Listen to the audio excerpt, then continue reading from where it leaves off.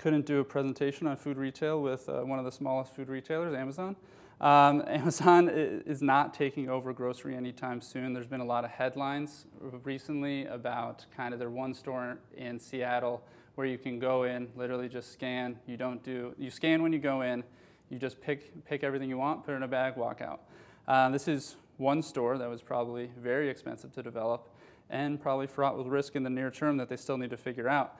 There's no near-term plans to expand it to Whole Foods, and I think they'll probably experience some difficulties expanding it beyond this already kind of set SKU. When you start going to Whole Foods, it's like, did they get 5 bananas? Did they get 6 bananas? How many bunches of kale did they get? All these different variables, and that probably can't work in a system like that, or at least we can't envision it at this point, just given it's kind of impossible to see how many physical bunches of kale someone bought consistently. So that's not something we see as a near-term pressure in the broader industry. And still at the very same time, Kroger and other competitors aren't sitting still. They're expanding and growing their convenience components.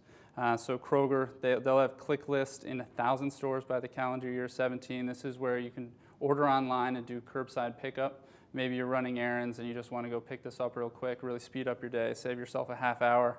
They have delivery at 300 locations right now and expanding the partnership with Instacart in 2018, starting in California, and will grow out from there.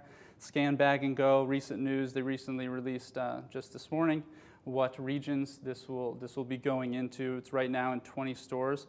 I've actually had the pleasure of using it before, and it really speeds up the time. And it'll be in 400 stores by 2018. So that's just another piece of convenience that they're providing. And just to note, and we have a slide coming up next that will show this more vividly, but they also have digital revenue up 109%. So although off a small base, they are growing their business rapidly and taking this very seriously.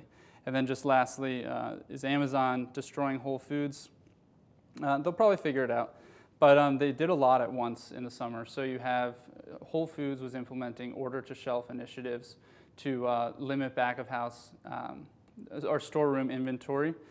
So real-time order-to-shelf. And this was then at the same time that Whole Foods was bought by Amazon. Prices were dropped and traffic went through the roof. So they just couldn't handle it all at once, and this is causing some near-term problems for them and possibly losing some customers in the near term that may be difficult to come back as these other competitors are advancing and excelling at providing a better experience for their customers.